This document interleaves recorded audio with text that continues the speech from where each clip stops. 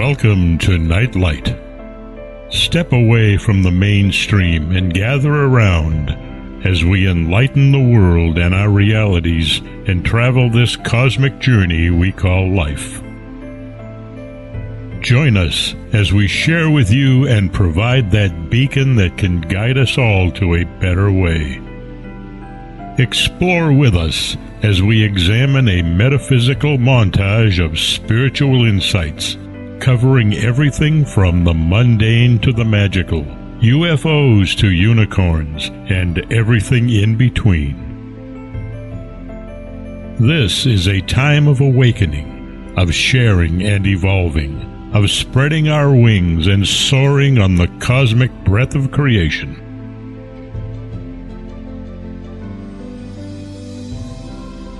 Come and join with other light-minded spirits as we weave our lights together to seek understanding, enlightenment, and, with a little luck, some wisdom. This is Nightlight, a reminder that you are never alone. And now, here is your host, the lovely, delightful, insightful, and all-around great gal, Ms. Barbara DeLong.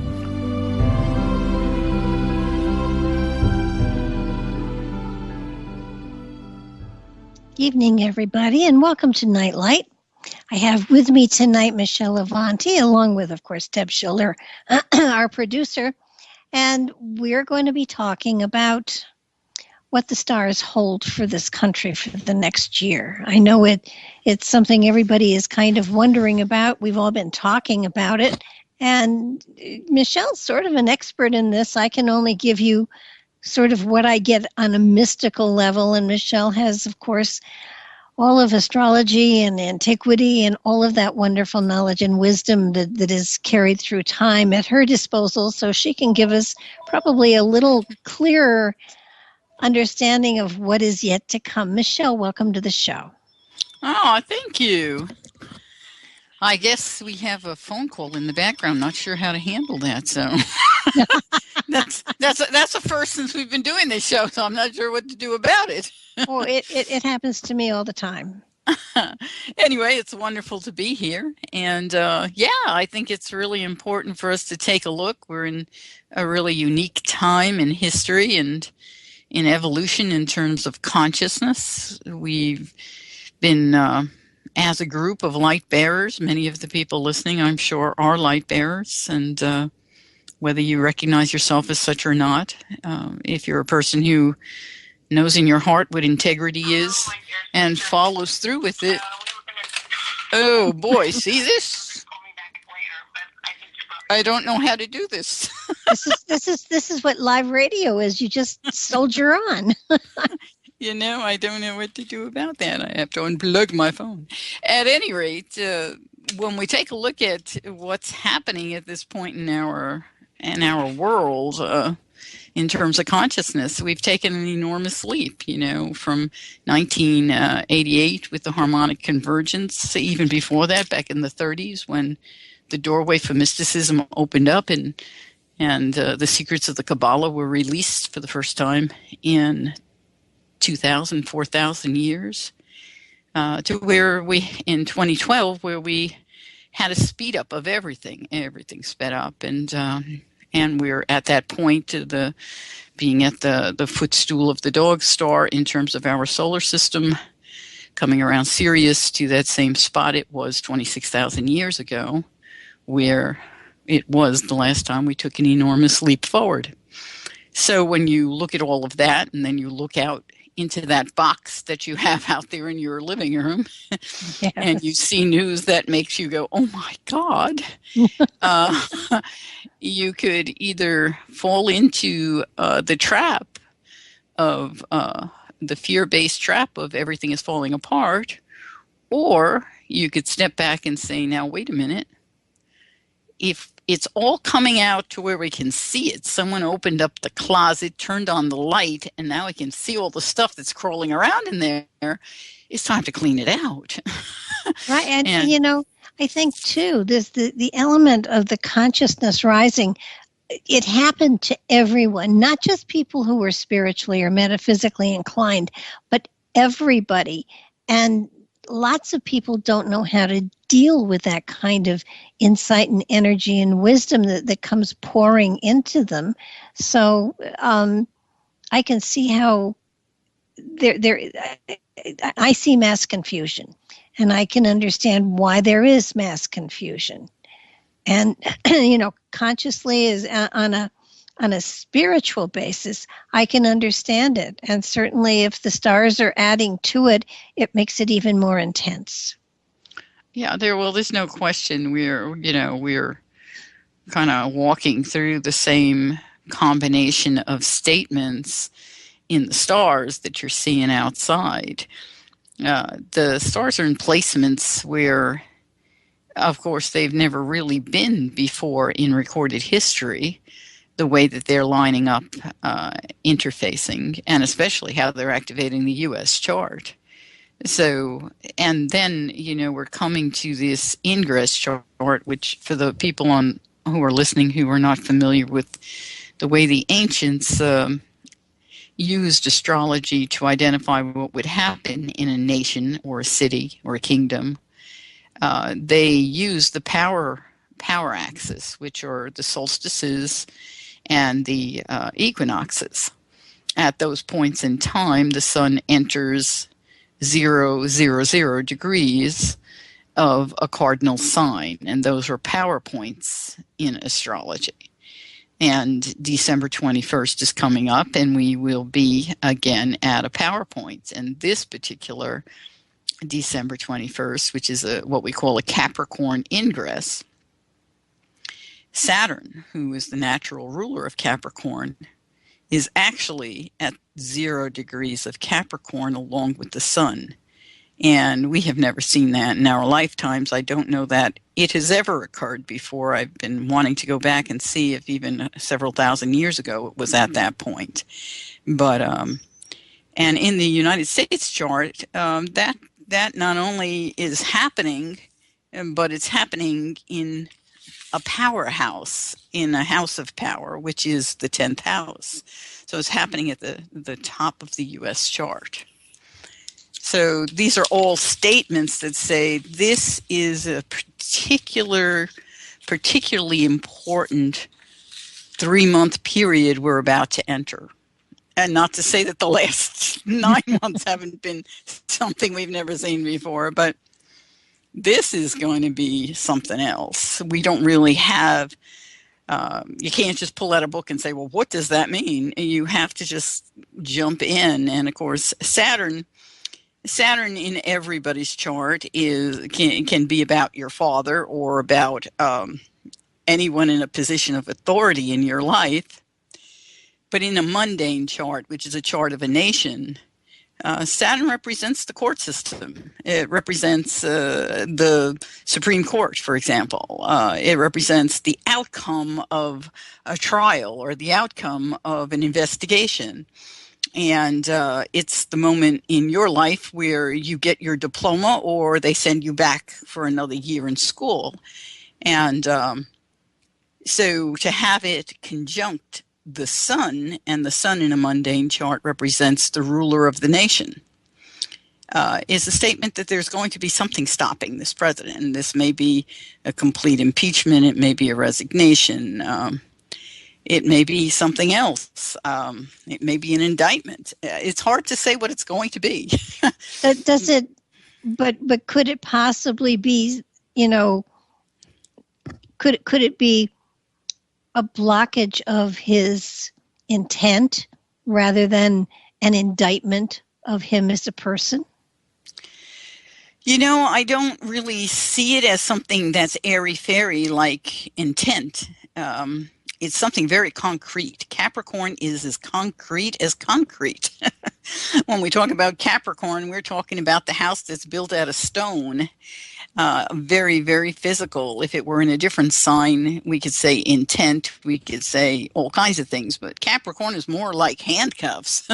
Capricorn is not something that says, oh, well, here, let me slap you on the wrist and go have a nice time. Okay, well, then can we go in this direction? Can it be someone in his administration, or does it have to be specifically him? Oh, I think it could be his whole administration. It would not surprise me if it didn't take down, a whole kingdom. The ancients used to say, if you see Saturn making a square to the sun, if you see Saturn making a hard aspect to the sun in close proximity, in other words, within a minute or a minute and a half, and in application, you may have an assassination. You may have the death to the president or the king. But to have a conjunction, that's so much more powerful than a square or anything else. It's a statement that the finger is right on the king. It is on the king. So I don't know.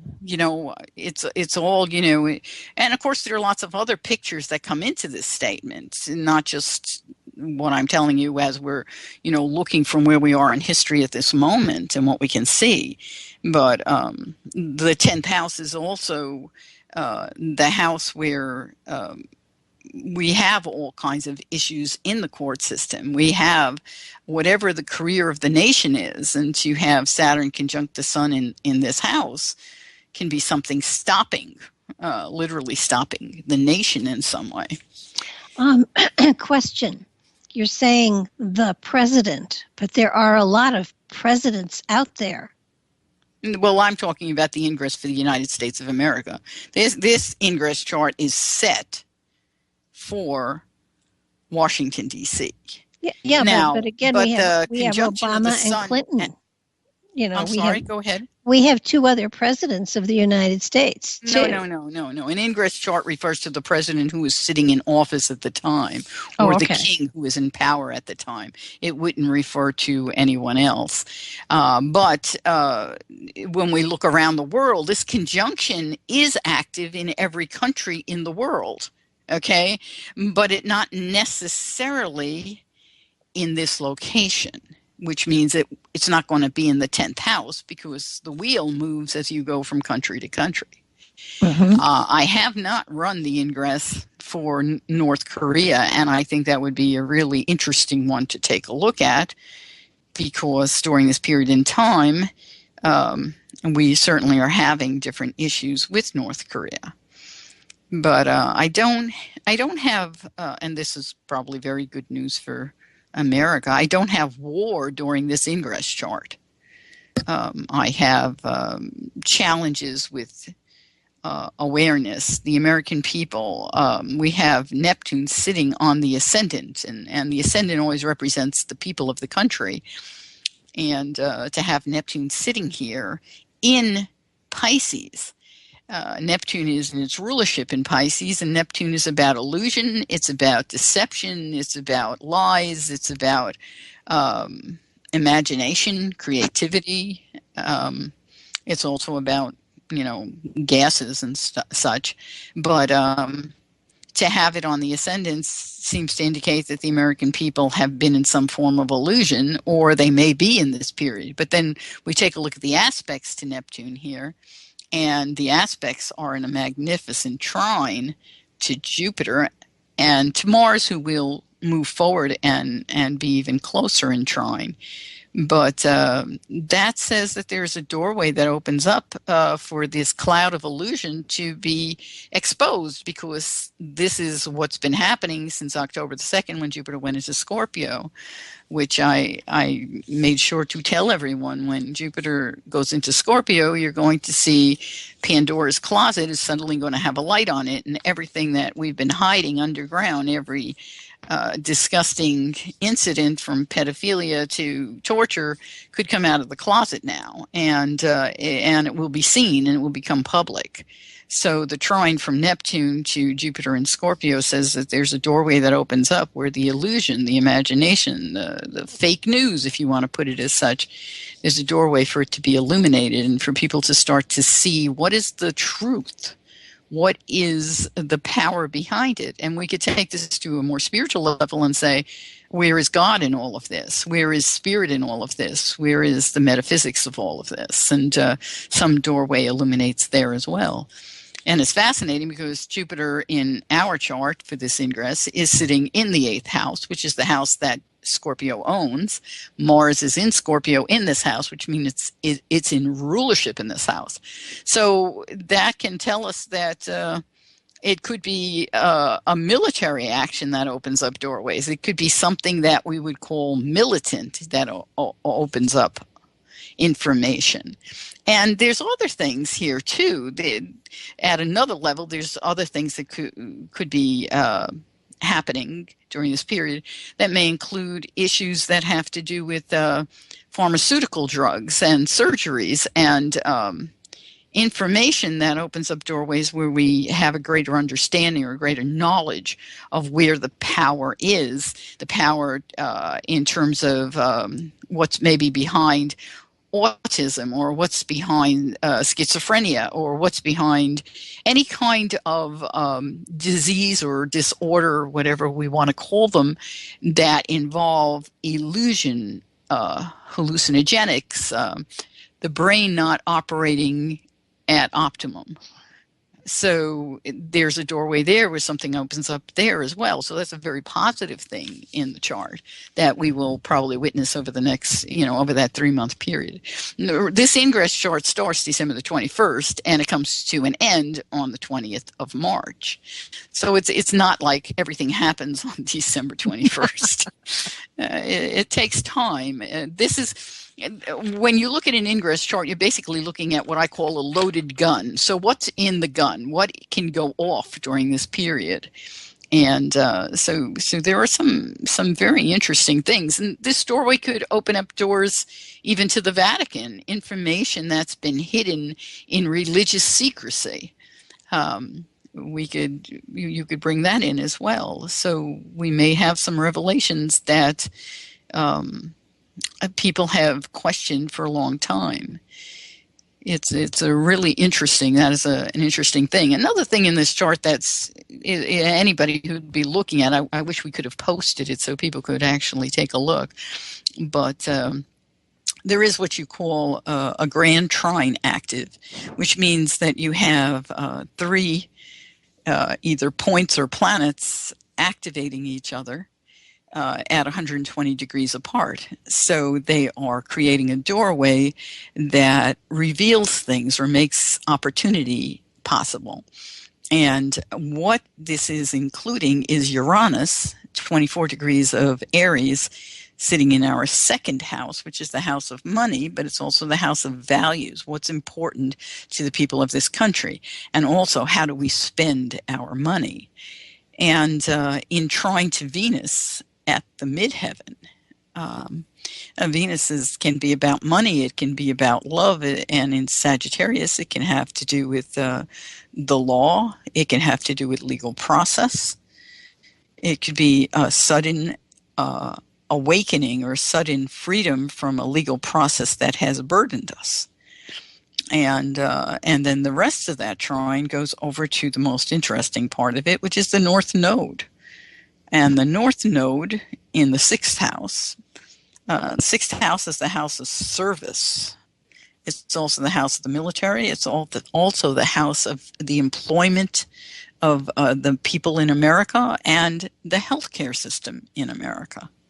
So here we have this trine action taking place that says, what is the purpose during this 3-month period? What is if you want to give it, the nation's sole directive during this period? It has to do with healthcare, employment, the military, and it has to do with it through Leo, which is the statement of leadership and children and creativity. So you put these 3 things together and it says there can be a doorway here where suddenly we become aware and we may take some legal action to give ourselves new freedom in terms of these issues. So there may be, when we add that together, there could be some legislation that opens up to try to give health care to everyone. There could be legislation that opens up to try to create more, especially for children or for women. It could be a mobilization of women. That's a revolution of some kind, that they are working towards that process. It can also be something that says we need to take more action to help our military, our servicemen who come home. So there's a lot of statements, and also a doorway here that says there may be legislation that could open a doorway for better employment situations for the people of this country. Now, taking a look at Venus to see if she has any additional rulership, we have communication and contracts. So that doorway could include some kind of legal contract that opens up. So that's legislation in the United States government. Well, that sounds good and positive, though. That's good. Nothing is all black. Let us look at what's good where we can. Yeah. Well, it's even with things that appear to be bad or destructive.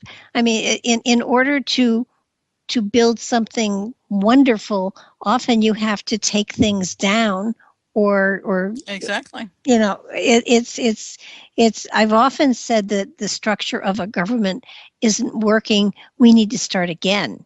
And it does feel like little by little we are starting again. Well, I think, this ingress chart is very interesting. We have, not only do we have this beautiful activation between Neptune and Jupiter, and you have to remember that activation is incredibly powerful and positive because, one, Neptune is in rulership of Pisces. It's in its own rulership. It is sitting literally on the ascendant of the nation. And in trine to Jupiter, they're really communicating because Jupiter also is co-ruler of Pisces. And then Jupiter sits next to Mars, and Mars is in rulership, sitting in its own house. So there's a lot of power there. And when I take a look at those statements and notice that there's also this incredible sextile between Jupiter and Pluto in the 11th house. And Pluto is the co-ruler of the 8th house. So here Pluto represents power, Pluto represents transformation, Pluto represents surgery. So that sextile says that, there is some kind of activity here that could bring opportunity, if we will take advantage of it, to empower us as a nation in the public's eye, to bring forward the information that's been hidden from us, to activate a transformation, to give us something that we have only dreamt of.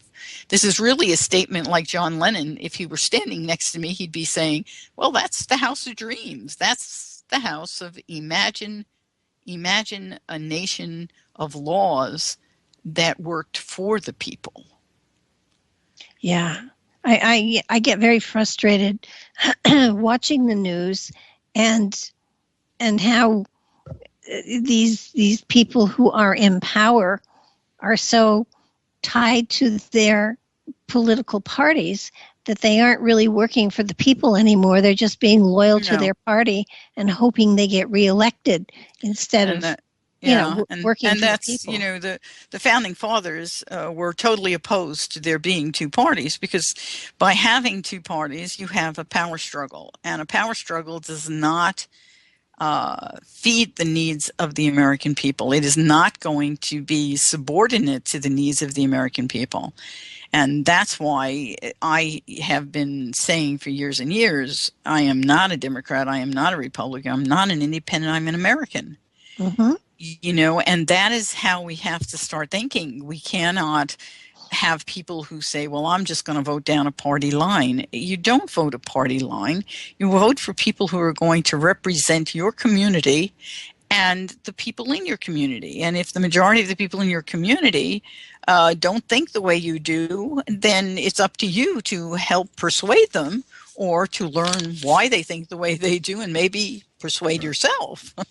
Yeah. But another nice thing in this ingress chart is the fact that the moon is in Aquarius. The United States of America was born with the moon in Aquarius, and that's a lovely, that's the inventive moon. That's the moon that it says we as a people can think outside the box. We can invent something. We can create something out of nothing. And the American way has pretty much been that. When you look at this nation, I think we've had more inventions come from America than probably anywhere else in the world. Not to say that other countries haven't taken what we started and turned it into something even better, but we have been an incredibly creative nation, inventive. And the moon is not being aspected in any way that is just wonderful. However, it is being challenged, and it is a direct challenge from Mars. And so here you have the need for freedom, the need for revolution, the desire to create a new world, and that's for the people, being challenged. And it could be a challenge from a military people, or it just can be challenged by those in power with money and with resources and with connections, and definitely of a male nature. So that's clearly defined. It just, you look at, you said that there hasn't been a pattern like this for a very long time. I've never, ever, ever seen or read of any time in history where Saturn sat with the sun in the Capricorn ingress. If you think about what that astronomical possibility would be, it is truly, it's easier, I think, to get, 3 red 7s on your slot machine any day of the week. Or maybe get the trifecta. I don't know, but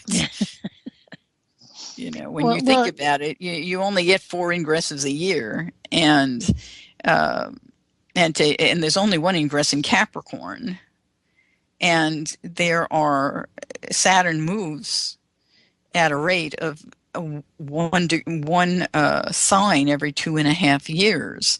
So for it to hit that 0 right at that point in time, you can spin that wheel an awful lot and never get it. Yeah.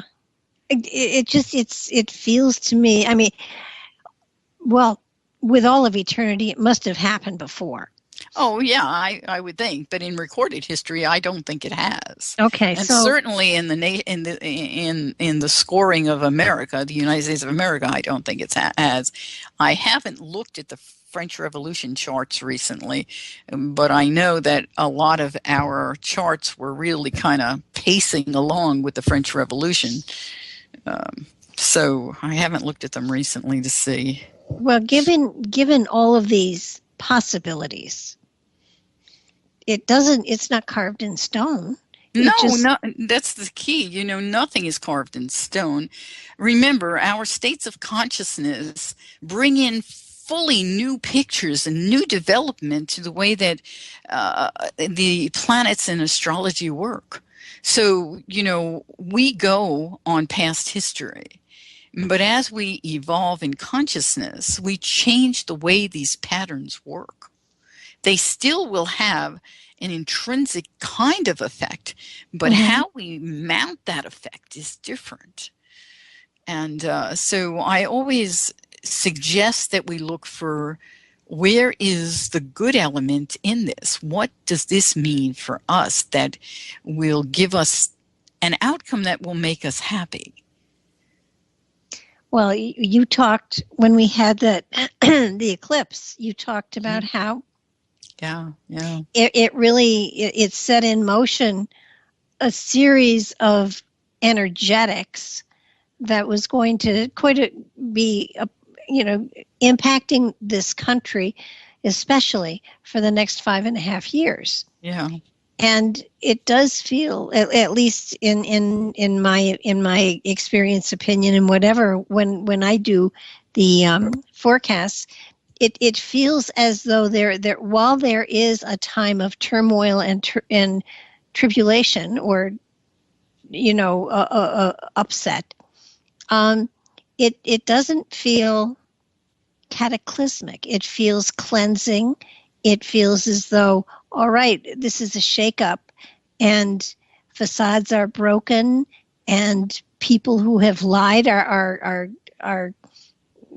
their truth comes into the light, and it's a time of, yes, a tremendous amount of upheaval, and yet in that upheaval, we are clearing out those that are not serving the country; they're serving themselves.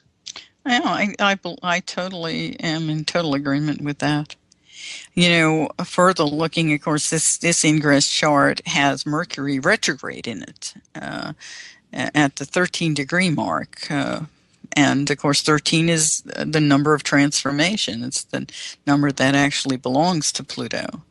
And when we look at it, we have Mercury in Sag, 13 degrees retrograde, so it is making an irritation to Pluto. It's irritating Pluto. It's making it stressful. So public communication and worldwide communication, how we are being talked about overseas, or how the news is being spoken about us internationally, as well as issues of international travel are irritating, and we are working towards transforming that in some way, but it's not being done in a way that's easily understood.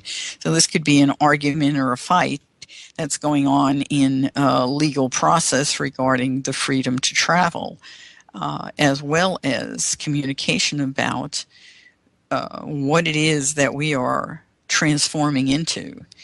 So there's that statement going on in this chart as well.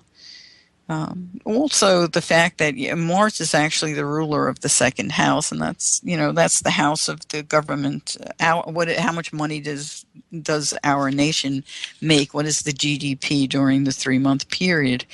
And it's a 22-degree mark, and Uranus is in that house, which means even though Uranus is in a nice trine to the midheaven, which says we could have some really amazing ups.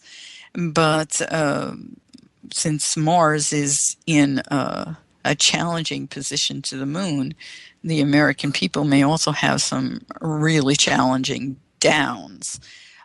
So this is going to be an interesting period in terms of the ups and downs of our income. 22 degrees of Aries says we have to master our ability to spend wildly. So it means we need to learn not to do that, because there's a sense of freedom to spend or to take action during this period. When we look at the house of investments, that's the moon that rules that, and that's what makes this combination a little terrifying, in that Mars is square to the moon, and Mars not only square to the moon because it is in what we call a semisextile to Mercury, who is the natural ruler of the markets, the stock market. And this combination can be kind of dangerous for the stock market. It isn't a market that I would say anybody should be doing any big investing in, because it's a pretty wild market from what I see here. Well, when you talked about some of this stuff occurred in 1930, 1929, that of course was when the stock market crashed. Yeah. But that's not in this ingress chart. This is just the beginning. That's coming up in October of this year. That's a ways down the road, and it's another one of those phenomenons with Pluto. America is in our chart. We're having a Pluto return, which is a very slow process, and it's active, and it's a statement that we have to redefine who we are. We have to come to an awareness we're transforming as a country. We have to grow up. We have to recognize again or redefine who we are as a nation. What are we about? Who are we? What is the next 200 years going to be? What are we going to be in the next 200 years? America, who is America? We call it the land of the home and the land of the free. And the home of the brave. And the home of the brave. But is it going to be that in the next 200 years? Are we redefining it in some way? And that will be different. Well, I was seeing some of the states changing their borders. Yeah, you mentioned that. And it really feels like not only is that going to happen internally in the U.S., and it just feels as though California, pops up here, as though it feels like it may be split into 2 or 3 states. You could easily do that, except that to create a state takes so much time and so much ratification. You have to, 39 states have to ratify it? And when you understand what that means, unless we are changing the inherent understanding of the Congress, the House, and the Senate, the states that are in the middle of the country, Kansas, Iowa, Nebraska, Oklahoma, North Dakota, South Dakota, Wyoming, those states are not going to want anything to do with that, because that means that they have more competition to get what they want. Right now, those states are getting a larger say in the Senate than the entire state of California is getting. The entire state of California has 2 senators, and it has more people than all the states I just mentioned.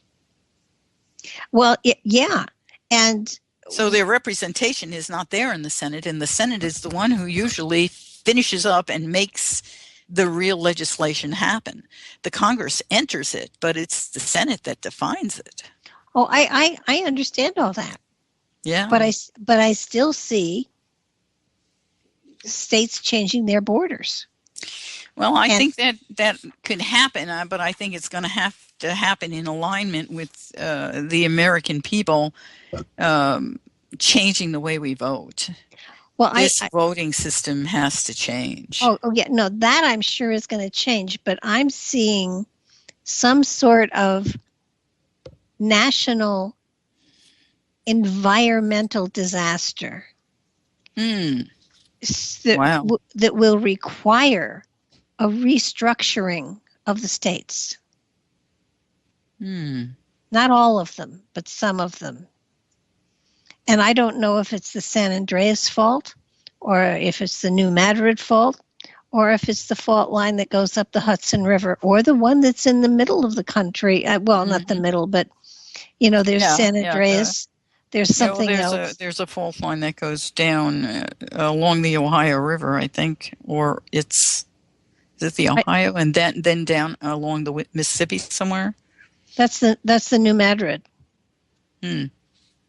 And the last time that went off in 1811, 12 in there someplace, it was considered an 8 or 9 on the Richter scale. Mm-hmm. And and the Mississippi River ran backwards. Yeah, I remember that. So it's a matter of and there's also Yellowstone. Well, yeah, that's the superquake if it happens. Well, there's a super volcano. But my feeling is that we will have an environmental problem, not war, but there will be something that strikes this country that sends us into survival mode. Not totally. I'm not saying I'm definitely not seeing it's a plague or anything like that. I feel it's a natural occurrence that focuses the people of this country on the need for change and the need for restructure. Mm. And I think that's what'll do it. Not Rocket Boy over in North Korea, though he may enter into it. Yeah, as I look at the 4 charts I have in front of me, the chart that's coming up in March and the one that activates the Cancer ingress in June, and then the Libra one in September, and then the next Capricorn one, which is December of 2018. And I look at all of these charts. I don't see an earthquake in these charts, so I don't think that's going to happen necessarily this coming year. So that's probably good news. Oh yeah, I mean, I have to admit that I have always felt that the major changes that are going to happen in this country are going to happen because of a natural disaster. Mm-hmm. Because when you see what happens to this country when there is a natural disaster, and I'm not talking terrorists, but that enters into it too. No, not at all. But anything major that happens in this country wipes away political systems, and everyone comes together. Oh, absolutely. I mean, that's the key. I always see the Earth is having these kinds of disasters to bring people together and bring out the best in everyone. Oh, absolutely. And it always does. When I look at this year, what I think is most interesting at looking at all of these 4 charts, we start, of course, the one coming up, December 21st, we have Saturn. It's not real close to the midheaven, but it's in the 10th house. But when you look at the Aries chart, we have Saturn on the descendant. We have it again on the descendant in the June chart. We have it again on the descendant in the next Capricorn chart. The next Capricorn chart, which is a year from this December. So there are 3 out of the 4 charts for this year has Saturn on the 7th house cusp. That is not an easy experience. That's a statement that says that our relationships are under siege. We are having responsibility issues. We are any kind of partnerships we have. We're having difficulties with them. That is a hard thing to experience. The worst one is the one coming up under Aries, which that's always like, whenever we look at charts, that is, that was where the first shot of the American Revolution took place. So many of the wars that have taken place, the first shots go off during the Aries ingress.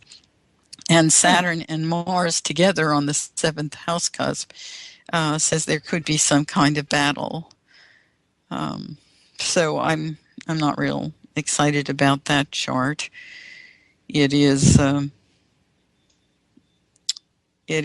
not, I mean, it doesn't have any other direct aspects that seem to give it a lot of bad news. So it may be just a threat.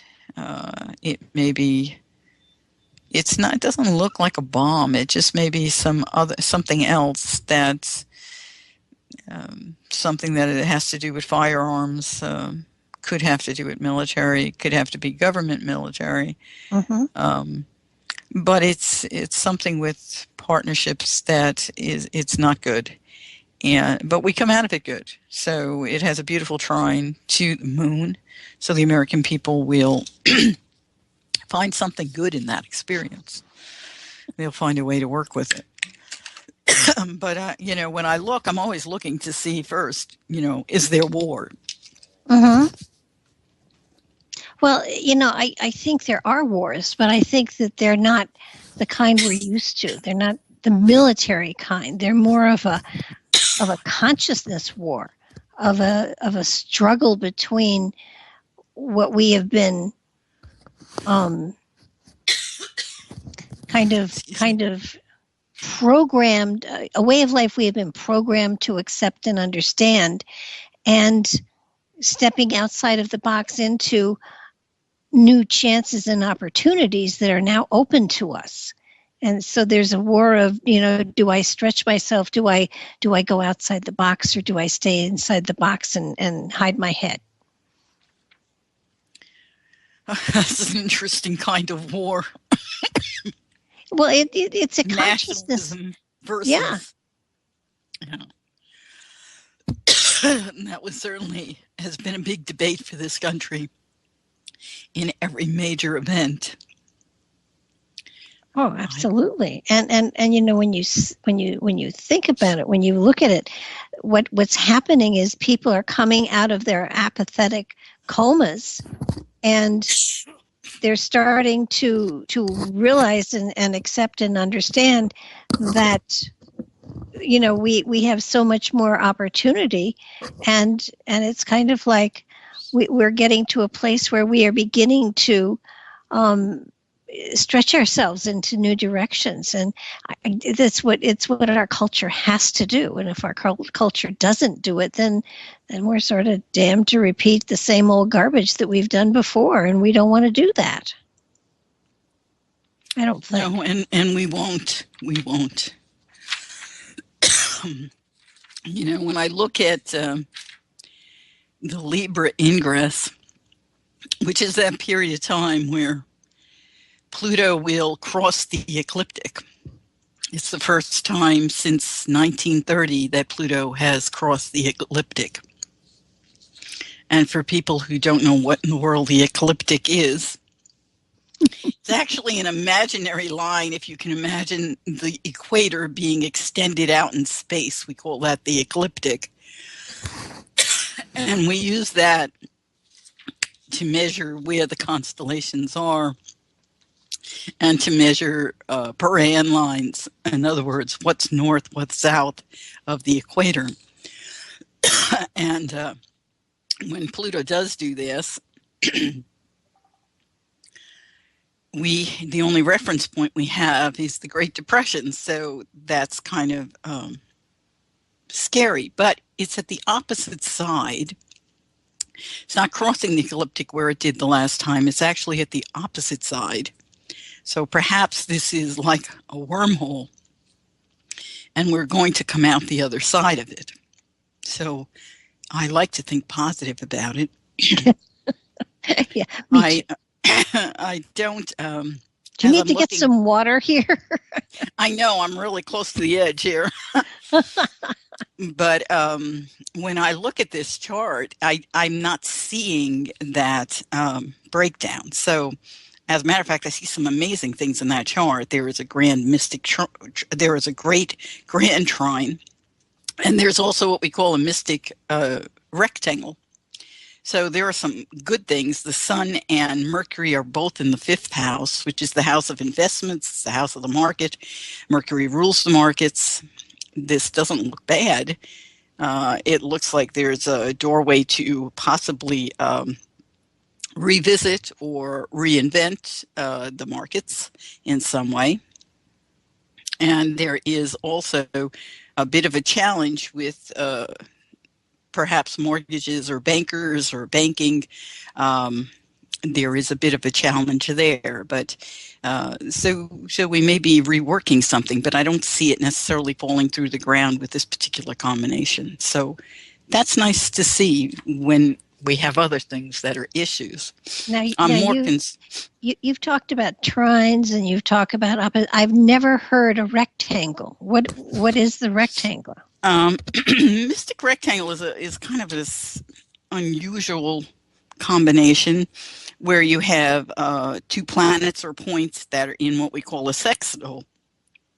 So they're 60 degrees apart, and that 60-degree activity allows them to speak to each other and work together. It doesn't provide an actual opportunity.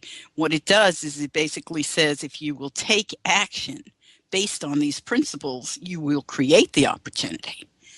And then at the other end, there are, again, planets or points in a sextile. And between the two, then you have a trine.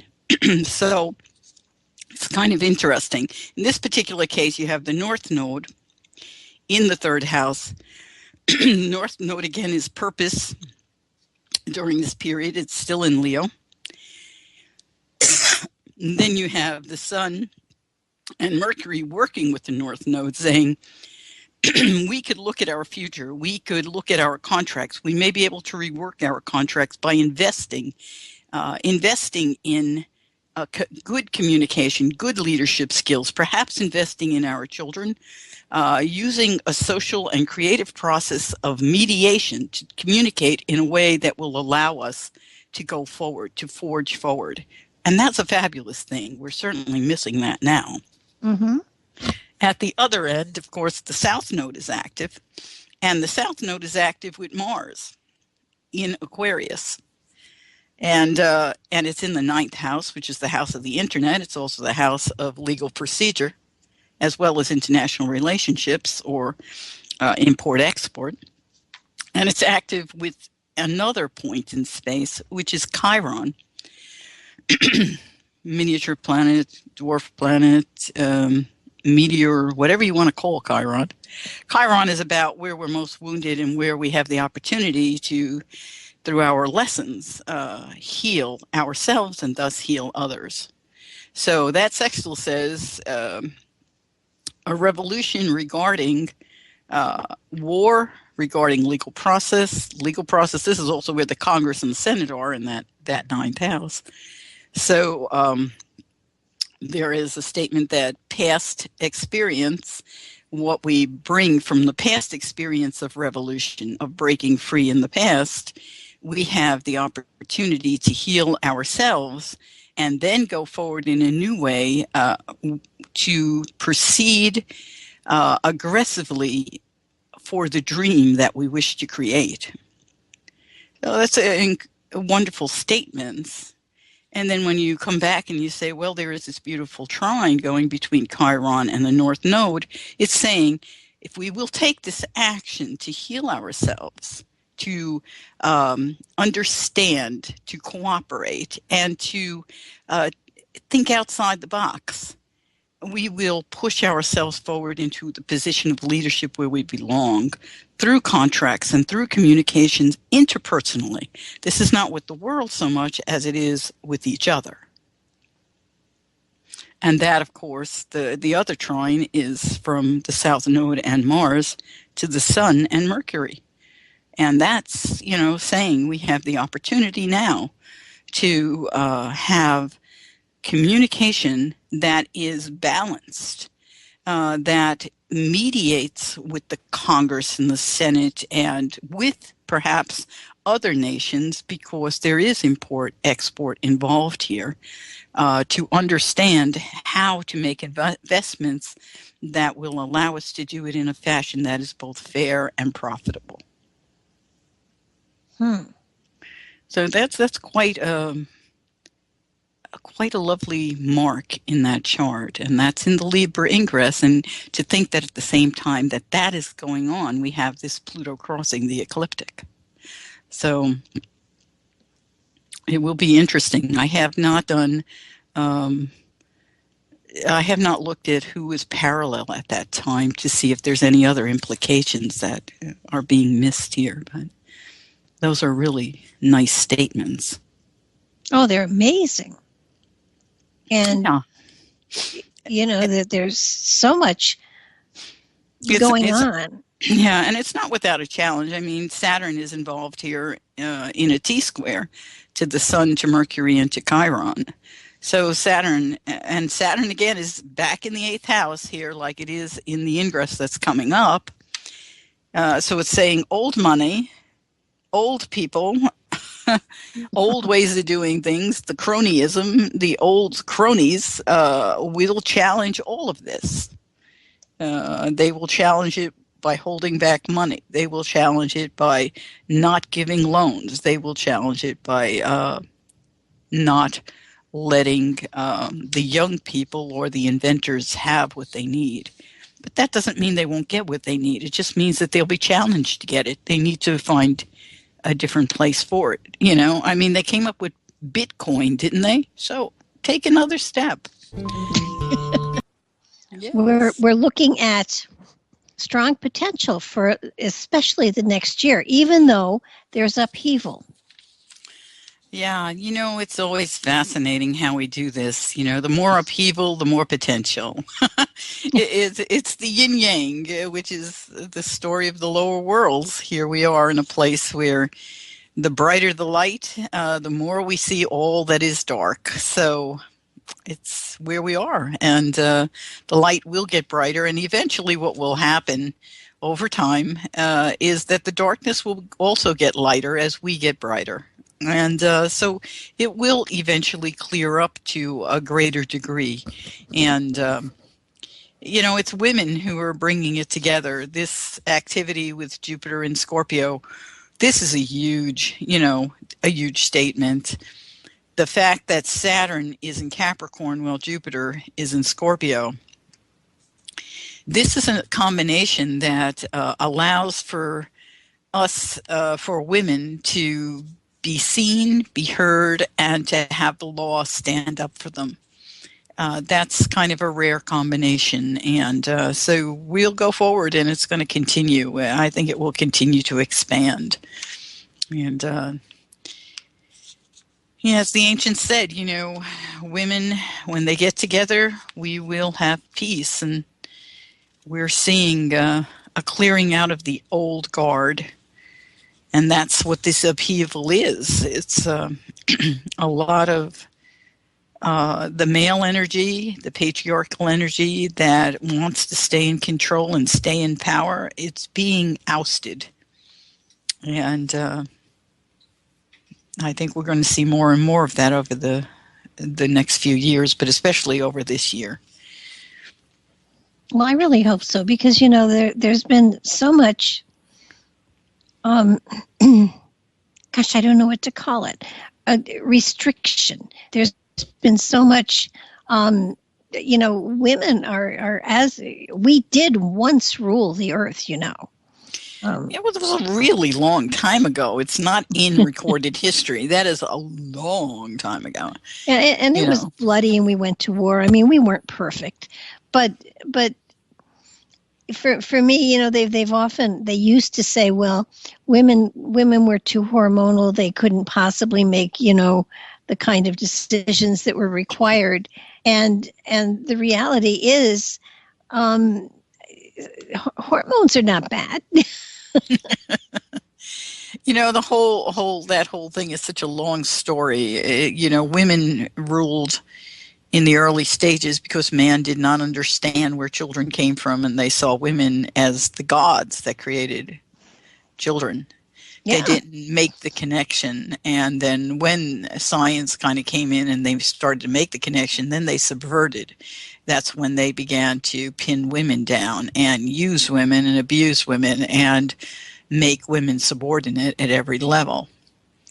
And of course, when you have an imbalance, as we've had, the balance when women ruled, there's less likelihood of the depth of war that you have seen, or torture, because women naturally have a tendency to want to care for others.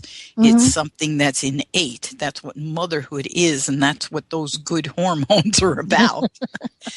And not to say there aren't times when they're rampant, but men are born with an aggressive gene, and that aggressiveness is the way that they're supposed to protect the rest of the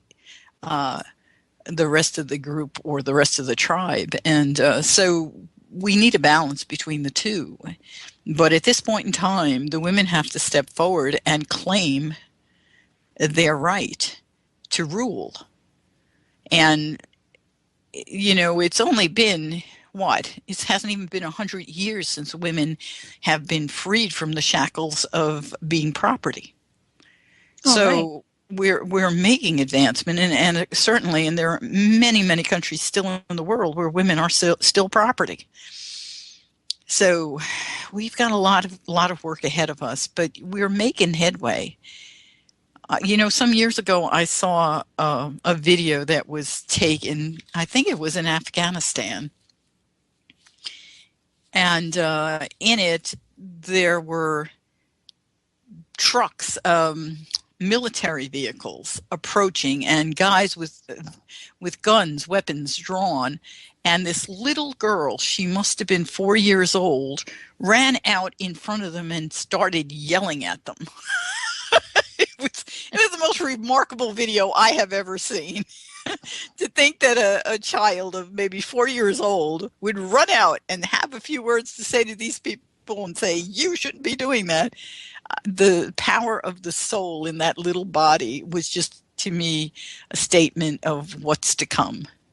Well, I agree with you on that. I do feel that, but it has to be a balance, not one ruling another. And it just, to me, my feeling is that as far as a governing body in this country, it has, I would rather see a committee rather than a sole singular leader. Well, I don't disagree with that at all. You know, I've said for years, the problem is till you have people who are truly have the interest of the nation at heart and are truly willing to cooperate, not interested in power or greed, you can't really have a committee. Yeah, and you know that old saying too, that absolute power corrupts absolutely. And I think that from what I've seen, you know, there are people that are in the service of the country that have been serving in Congress and the House for 40 and 50 years. That's just way too much. It's term limits. We had a whole big fight about term limits, but I guess it didn't get through in many places. And it is a crime. There are people who are good people who are serving and serving long terms, but the problem with serving for a very long time is that you have an old way of thinking, and we need new ways of thinking. You know, we need to allow younger people to come in with new thoughts and new ways to reflect the states of consciousness that are changing. Absolutely. So, you know, I don't know if they should make it, you know, I'm in my 70s now, and I think I'm as sharp as I ever was, maybe even more so. But I do believe that, you know, 75, 80, tops 80 should be the cutoff point. I don't know where to put it, but I will say this. I mean, because you'll have a very young 7-year-old who decides I want to go into service and it never served before. So I don't want to just say an age, but I think that we have to stop the good old boy system, which unfortunately then term limits. That's why term limits is a good thing, because what happens is these people get in and they have friends and they're going to do it this way for him and he's going to do it this way for her, and you end up with a consistent play that is not to the benefit of the people they represent. Yeah. So, yeah. No, I totally agree with you. And I think that it should be, I guess, the popular vote. Well, that's you know, that's what I said the last time we were together. What I see the future is an individual vote. Every individual will have a vote, and every individual vote will be equal. And none of this electoral college, none of this gerrymandering for district. Yes, within the state, you may have districts where you vote for your Congress in that state, your state legislator. But for the country, when you are voting for a president or a vice president, you should have it direct vote for every single person in the country, so they're all equal, so that the state of California and the state of Wyoming have no reflection on their square miles, but simply every American has an equal voice. That's what we need. And that's, of course, what the popular vote is. Mm-hmm. But we need it to do it without this gerrymandering of district. We need to go beyond that. But I think also I agree with that. at the same time, I think you should have to be a U.S. citizen. Well, of course, the right to vote comes with being a U.S. citizen. And so many that aren't do vote. Well, I don't know that. I don't see how they do that. I don't understand that. Puerto Rico, they're not U.S. citizens. They are U.S. citizens. Everyone in Puerto Rico is a U.S. citizen. Everyone in Guam is a U.S. citizen. And the United States Post Office works in all of those places. They're all U.S. citizens, but they do not have a state. The people in Washington, D.C. are U.S. citizens, but that's not a state either. That's true. That's true. A federal region. I think what bothers me is this last election. Prisoners were pardoned or set free so that they could vote. That's off the charts. I don't even understand that. I can see if you've done your time and we all agree that it's okay for people to have their right to vote back because they did their time, then we should do that. In some places, I don't know that that's allowed. I don't know what the laws are for penalizing people who've been in prison. If there's different degrees of crime, and as a result of that, the right to vote is eliminated. Because I think in federal crimes, you will eliminate the person's right to vote. Whereas in civil cases or in local state crime, I don't think you do. I don't know all the law, though. Yeah, I don't either. But it just seemed to me that there were people, that dead people were voting. Well, I don't know how that is possible. How did they sign their name? Well, I know one dead person that for sure voted, and that was Patrick. We had absentee ballots, and he voted, and he died before the election. Oh, well, I don't think in a case like that should be something we should penalize anyone for, because if the man died during the election and voted, dear God, I don't think we can keep up with all of that. But and that's one person. But the thought that someone would steal someone's identity and use that to vote so they get more votes, that should be illegal, and it is illegal actually. There were people that voted in a number of different states. Well, again, those people that's a federal crime. That's across the states, so that's a federal crime. I think that, the whole system needs to be reworked because it is. And that's what I see happening. We have to rework the system. The state of Oregon, we have, in my opinion, there's only 2 states like us. I think the other one may be Delaware. Where we mail in our ballots. There's no standing in line. You don't have to go anywhere. They mail you a ballot. They mail you a booklet. It explains everything, and it gives you some information about every person. And you fill it out at home. You put it in an envelope, and you can either drop it off in one of the many ballot boxes that are usually in front of the police stations or the courthouse, or you put it in the mail. Mm-hmm. And you have to sign it. And if you don't remember to sign the outside, they'll send it back to you if there's enough time, or they'll call you and you can come down and sign it. But they do look at the signatures, and they do make sure that your signature matches. If it doesn't, they call you. But it's the amount of money we save in this state compared to other states who buy all this fancy stuff, and then they have to have people stand in line to get in to vote. That's ridiculous. And that again is a political thing. It's not about what the needs of the people are and how to keep the budget down. That's a political thing, because they know if they put less voting booths in this area because there's more of that party there, they will end up with less votes, so they control that, and that's wrong. Whereas in the state, everybody who is registered to vote will get a ballot in the mail.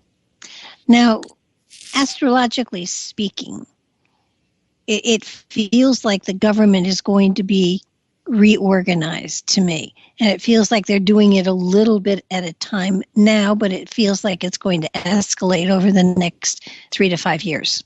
Yes, I believe that is the case. That's why we're having a Pluto return, and that's what the Pluto return is about.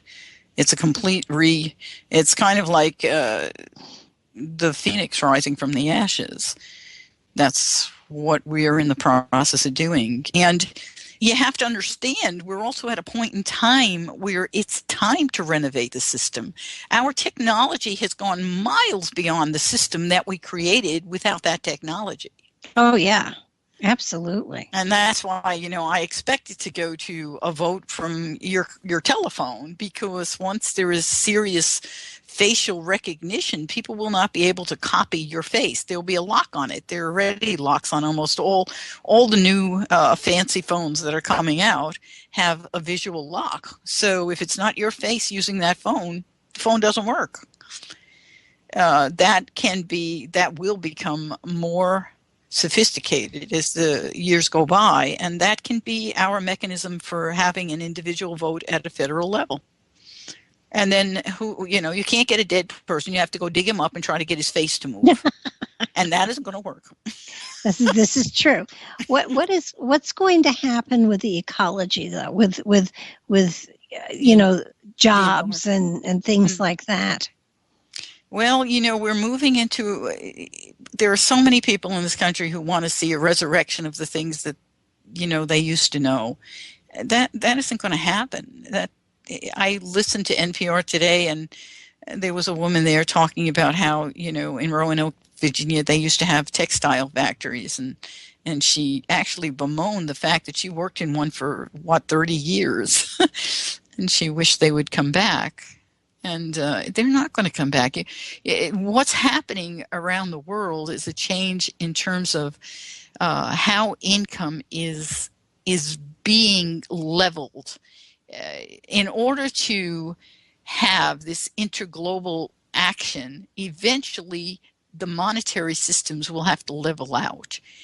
Right now, we have exploited countries where their money is so much less value than ours that we can go in and we can pay them 5 cents an hour, and that's enough for them to have a house and to have food.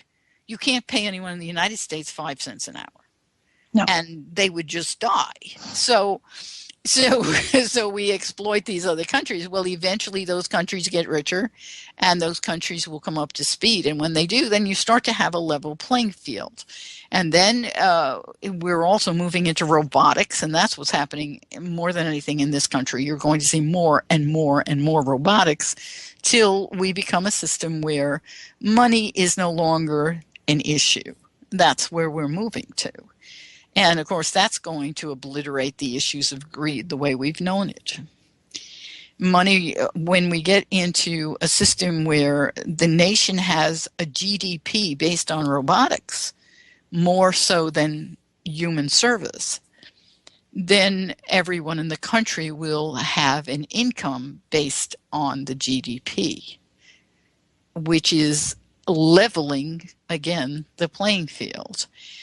So everything is switching, and how we get through that switch is a bit of turmoil, to say the least, because most people don't understand where it's going, and most of us don't like change because it's scary. Oh, geez, yeah.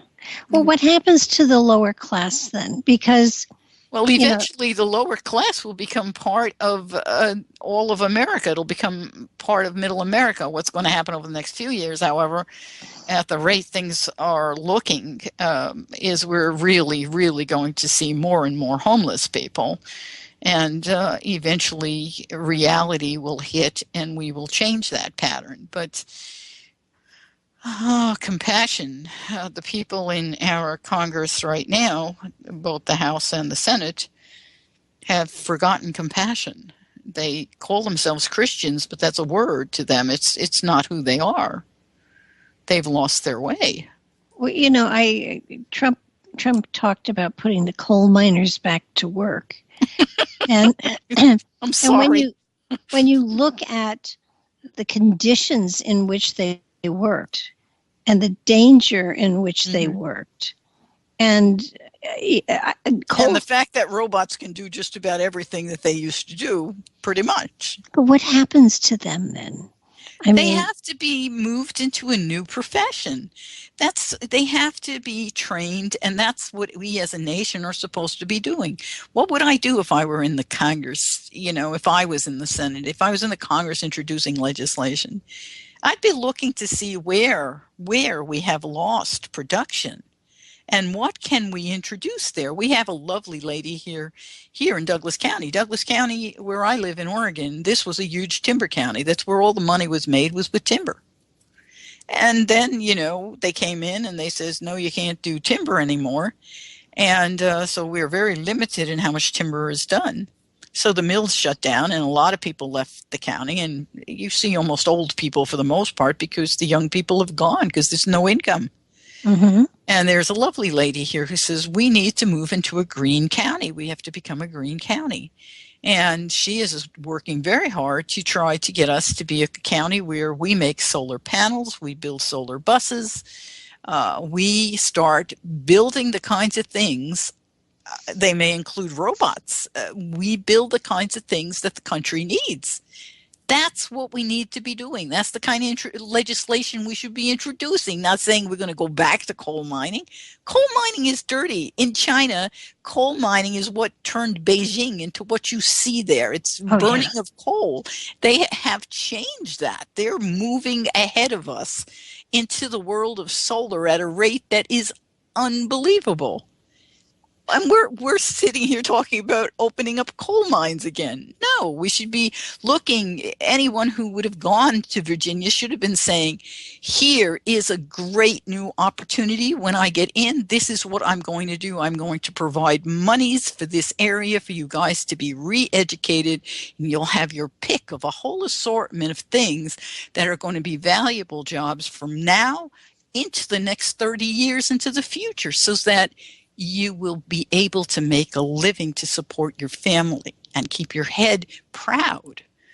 We want every American to be proud of themselves and their family. We all want the same thing.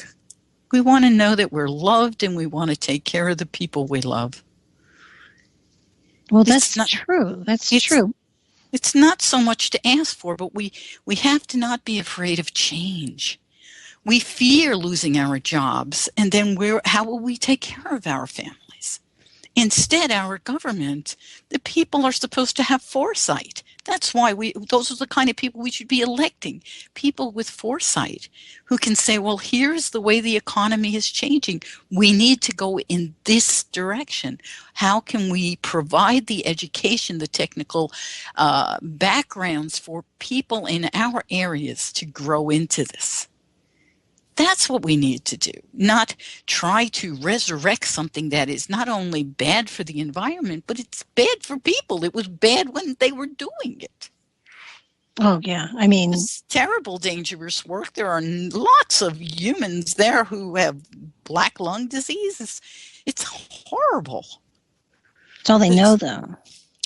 But that's why you say, no, we're going to teach you something else, and you'll learn it.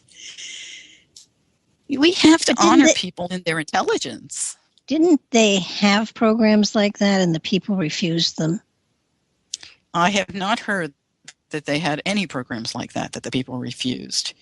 I can't see why anyone would refuse the opportunity to be able to make a good living. People don't refuse stuff like that. They may be afraid that they can't do it, but if there is encouragement and just one or two of their friends start doing it and start doing well, they'll jump in.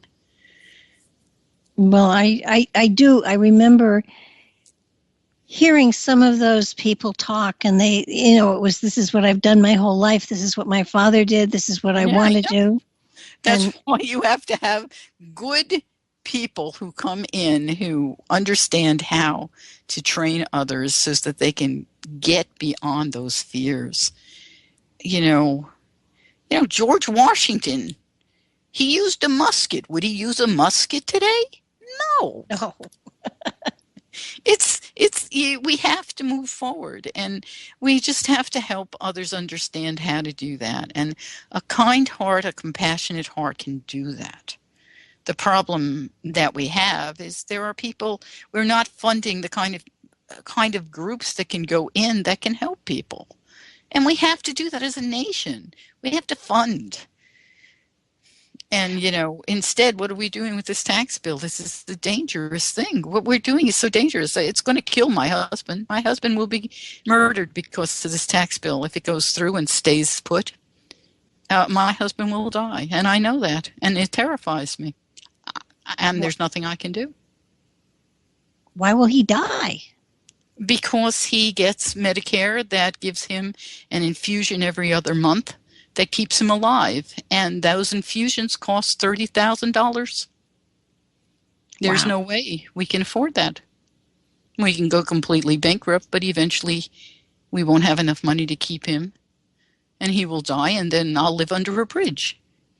No, I won't live under a bridge. I'm always very capable of doing something. Yeah. But my husband isn't the only one in the crosshairs. Starting in January, if this goes through, they're going to stop funding anybody getting chemotherapy. Anyone who right now is getting chemotherapy is going to die. They're just basically saying it's okay, kill these people. Well, this is the tax program? Yeah, you don't know what's in that tax bill. My sister reads every line, and then she calls me and explains it to me. Yeah. That is frightening. It's terrifying. It's terrifying to think that we could have people in our Congress and Senate sign a 20,000-page bill that they have not read. 20,000 pages. I thought it was 400.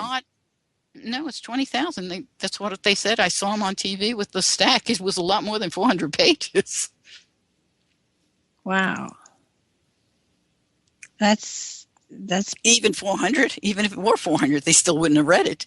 They have not had a single hearing on this bill. They have not opened it to the floor for Americans to come in and say, well, I'm concerned about this part of it. That's what we call normal order, and there is no normal order. And this is really a gift to the wealthy. My taxes will go up, and I don't make a lot of money. I don't make $30,000 in a year. Okay, according to Google, it's 504 pages. Okay, that isn't what the guy said. So he was maybe exaggerating when he said what he said last night. It's a huge stack. But that's not the first time they've done that. Back in the time when Clinton was president, they had a 2,000-page bill that they passed in a few hours. Oh, it's not the first time. This is not the first time we've done something horrible. But that's why we need to change our system, because this shouldn't be happening to the American people. They should have a say in what in the world these guys are doing. It's our money. Yes, that's true. Well, with all of the things that you've seen, isn't the potential for that kind of change, isn't that definitely out there? I mean, isn't it possible? I believe it is more than out there. It's definitely out there, and it's going to happen. But we have to live through the experiences till we get there. It's going to be a tough time, that's for sure. It does feel as though... there's still hope. They haven't actually passed that bill yet. But nonetheless, if there is a change in control of the Senate next year, it's possible that they can reverse some of that, pull out, redact the things that need to be removed from it. So, nothing's written in stone. But the key is for the American people to wake up and start reading the bills themselves. Not that we've had a headway on this one, because it's not like you could just run in and have enough time to even read it and digest it. Most of us don't have that kind of time. I mean, my sister's retired, so she's managed to do a lot, and she's diligent.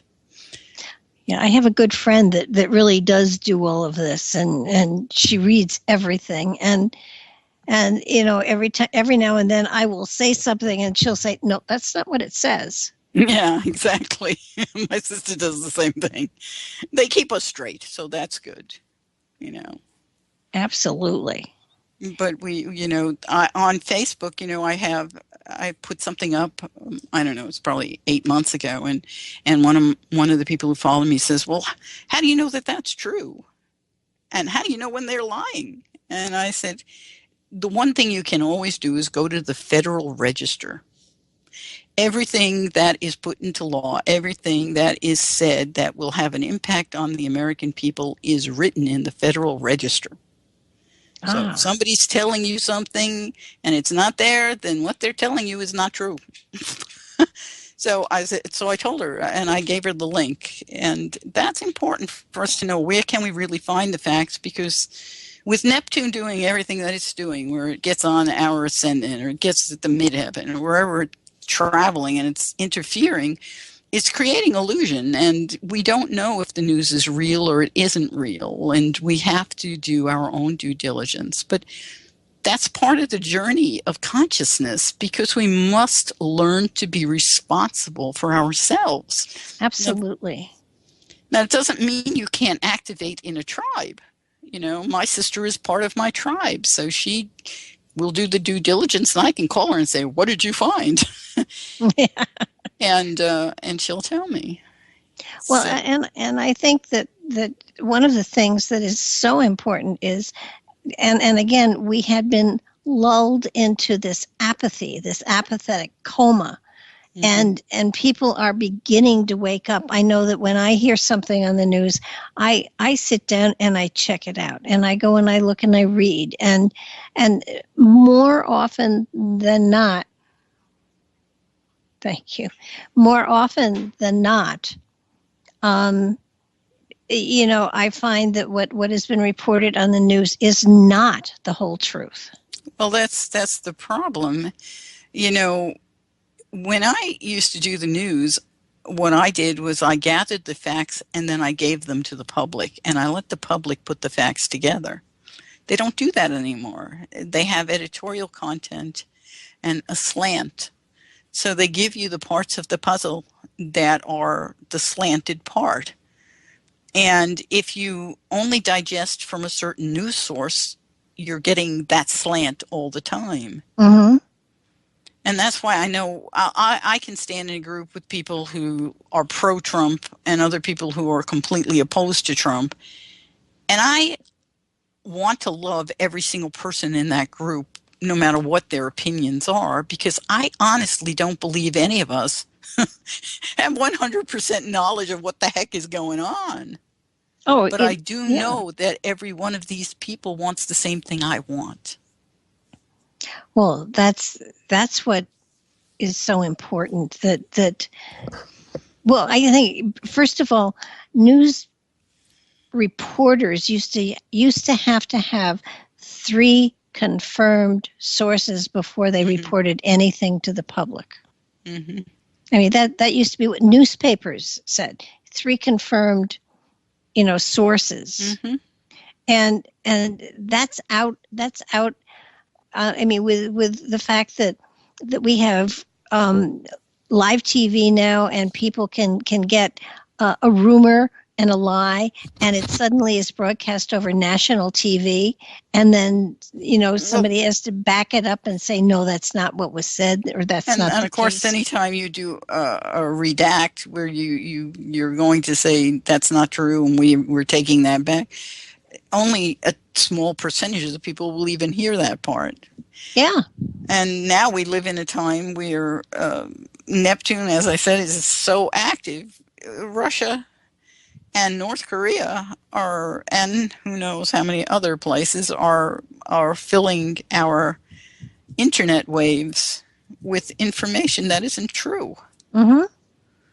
And so if you go look on there and a friend of yours has thought it was true and they send it to you, you say, oh, well, my friend said this is true, it must be true. And then you send, I can't tell you how many times I've gotten things from friends and I had to write them back and said, you know, that is not actually true. And it would be really good. Here's the source where you can go look and read what the truth is. And then I asked them very politely to please make sure you send that note to everyone that you sent it to, so that they know it's not true.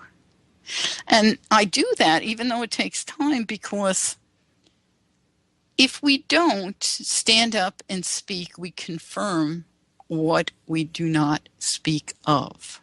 Mm-hmm.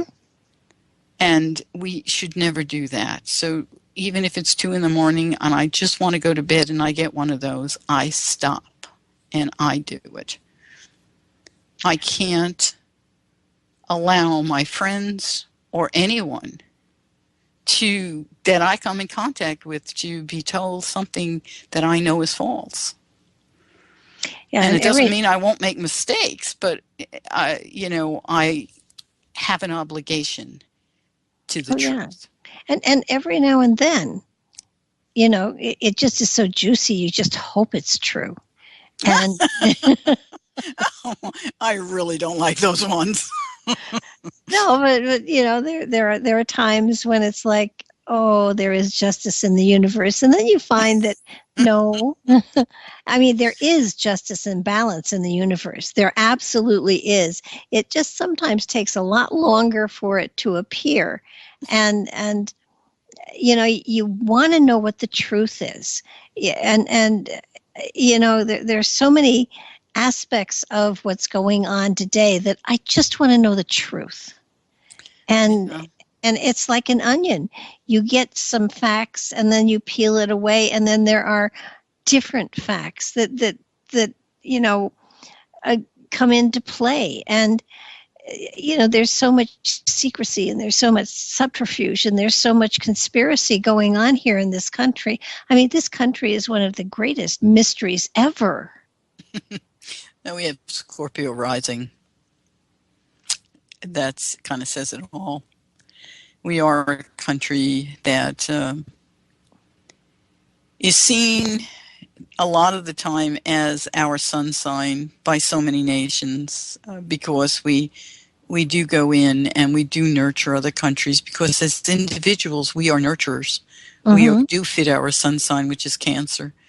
And we want to take care of the children of the world, and we want to take care of those who are in trouble or in need.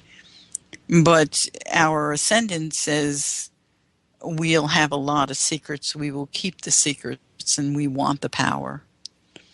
So it's a real kind of balancing act for us as a nation to find that sweet spot.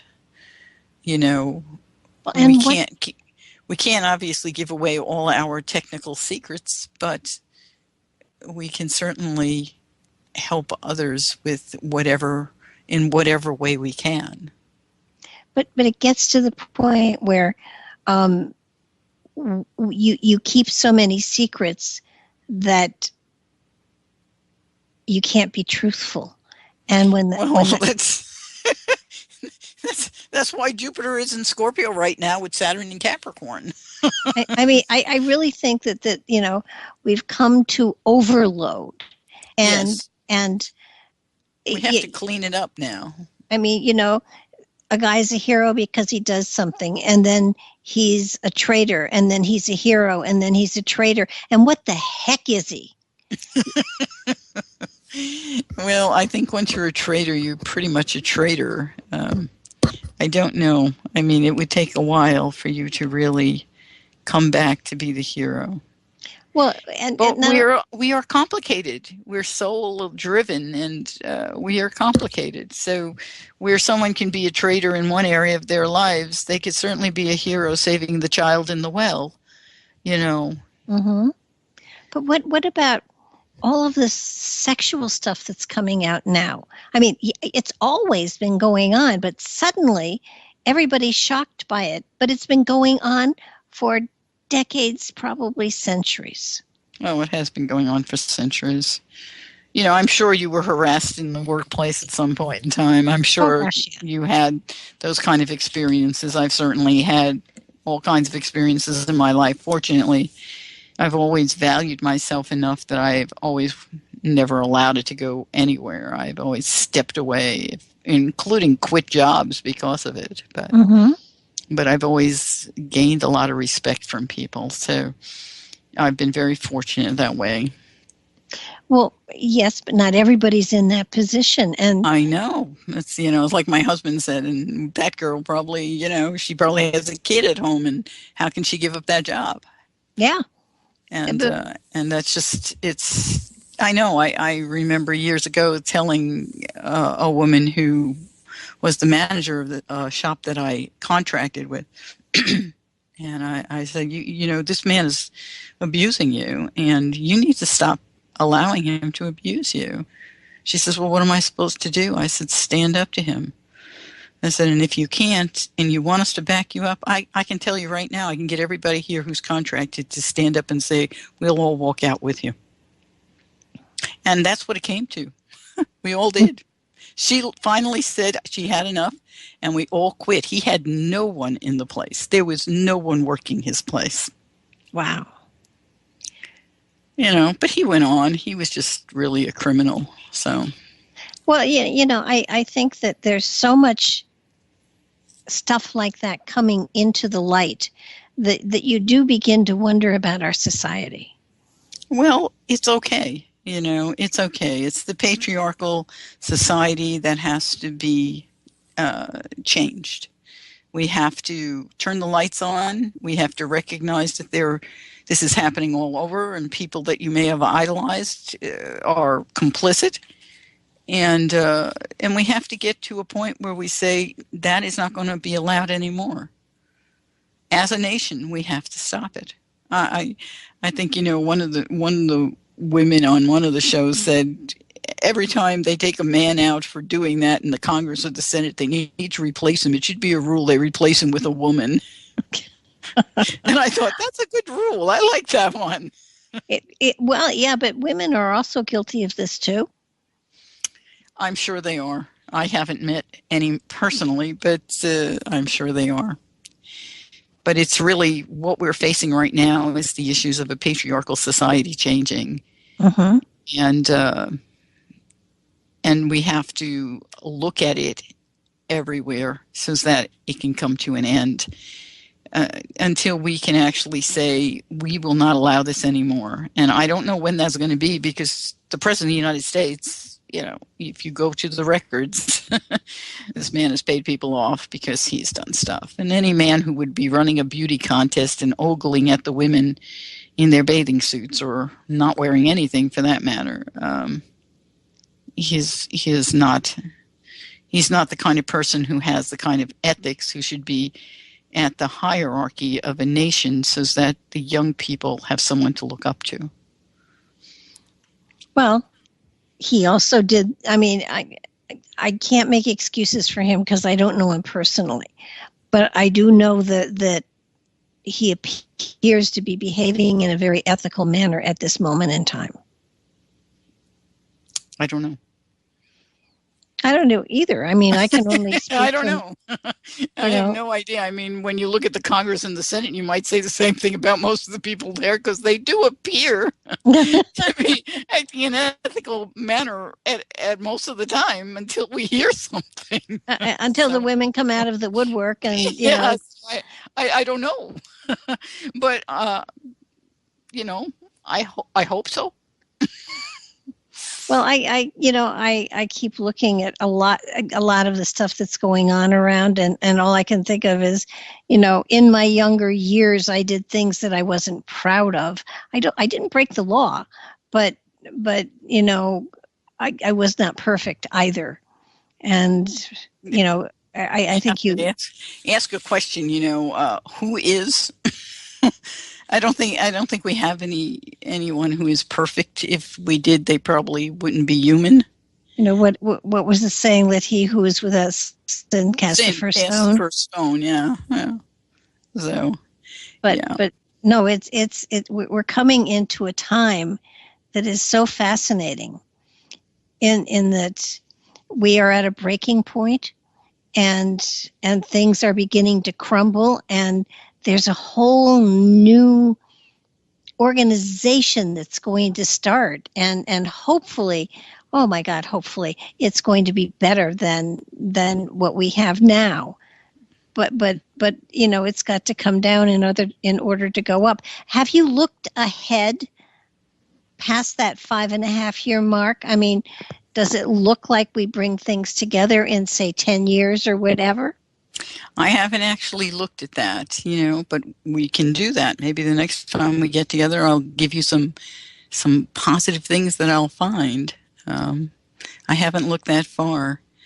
I do know that, Mars, of course, is retrograde in our chart right now, and that calls for infighting. And when it goes direct, we'll get past that, but that's not like till like 2036 or something. So it's a long ways off. Yeah, and it stays retrograde that long? Oh yeah, oh yeah. Wow. In the U.S. chart, yeah. I did not realize a retrograde went in that long. Yeah, you're talking about a progressed chart. I'm talking about the progressed. Okay. Progressed chart, a planet only moves 1 degree a year. Oh my gosh. So if a planet is retrograde for 3 months, that's 90 years. Holy mackerel. Yeah. It just, you gave a time frame of 5.5 years, and then things will start to get better, I guess, is basically what you were saying, that we should be through the worst of the storm. Yes. Okay. Well, 5.5 years, sounds like a long time, but it isn't necessarily that long. No, it's not even 2 presidencies, 5.5 years.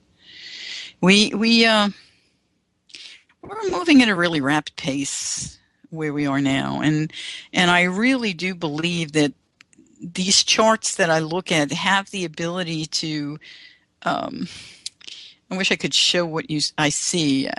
Instead of this flat chart sitting on a piece of paper, I see them in a silver matrix rising above that chart.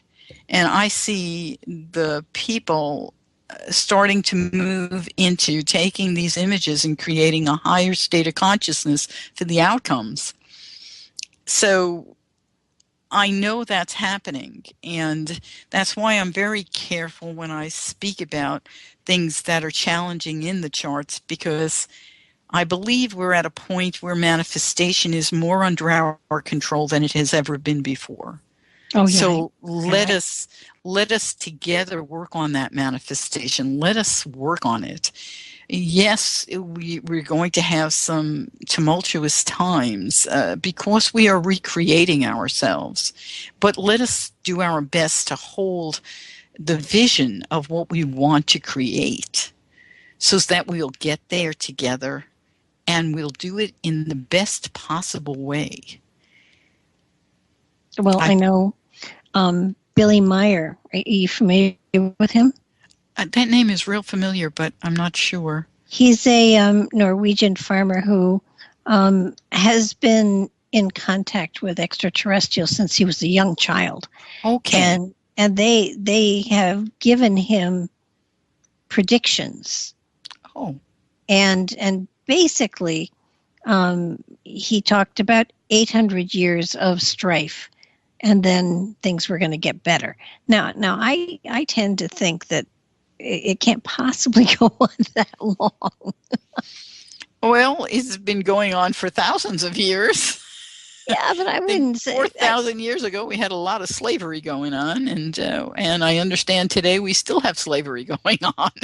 Yeah, we do. But it's a smaller percentage, and so 800 years is a long time. But I think, we'll move through it in a more rapid way. If you think 800 years compared to 4,000, that's not that long, No, in my lifetime, it does. I mean, Well, yeah, but then our lifetimes are supposed to expand too. We're supposed to move into what these organisms were originally designed to go. The distance was 900 years. Mm-hmm. So, we have shortened it, and through society's belief systems, we've come to agree to it. And so we have a natural agreement that when I reached a certain age, my mother died then, my father or my grandma, whatever, I probably will only live that long. And so we put that into our belief system, and we shorten the term. Mm-hmm. We don't have to do that. We can change it. But there's a lot of factors involved with making that change. Oh my gosh, yes. But having an understanding as to the potentials that are out there, the opportunities that are out there, the potentialities that are out there is really very encouraging. I mean, there's going to be turmoil, but it's going to lead to a much brighter future. Well, we're investigating the brain now, and I've been told that we're going to get to a point where we understand enough of the brain that we can change it. We'll understand where areas are locked on the brain. For example, mass murderers can have locks on their brains in certain areas, and we'll be able to, through electrical frequency, fix that. It may be a combination of magnetics and electrical frequency. We'll be able to fix it so that they don't have that lock anymore, and they won't be mass murderers. When we start changing doorways, opening up doorways so people can meet their full potential, it's going to bring more harmony and more peace and more balance. Well, that's encouraging. Mm-hmm. And I think that when you look at all the positive things that you talked about earlier, I mean, the doorways opening. The one thing that you didn't mention that I'm kind of curious about, because everybody talks about extraterrestrials. Was there anything there about alien, not intervention, but contact?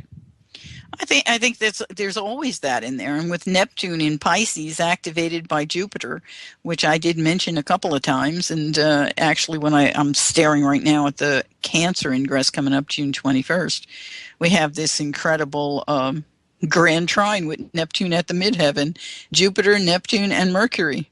You talk about it, extraterrestrial contact. That's what it is. That's a doorway if you were looking at it from that point of view. If you were looking at it from a more religious perspective, you might say there's going to be some great revelation could come through this combination. There's a lot of ways. Like I said, everything has a number of pictures, and when we look through the filter of extraterrestrials, Jupiter is very important, and so is Neptune.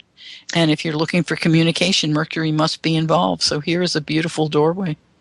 Because, I see interdimensional travel here. I see interdimensional connections opening up.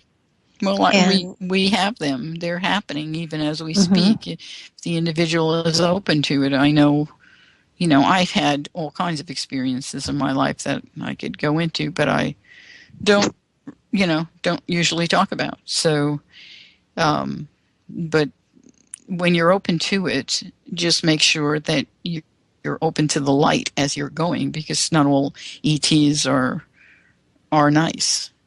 Yes, this is true. Well, like most people, not everybody is. The majority are of a higher state of consciousness, so the majority of them are here in a helpful stance. And there are probably about 81 of them, as I understand it, who are watching this planet and what goes on here and available to interface with those who were seeded here by their ancestors. And so they're here because this planet and this solar system is part of an ecosystem. And this planet is also a place in the universe that is an experiment of free speech, free choice, freedom to choose without anyone having anything to say about it. So, wow. Well, this has been a great evening, Michele. Thank you so much. Oh, you're so welcome. I've had such fun. Good night now.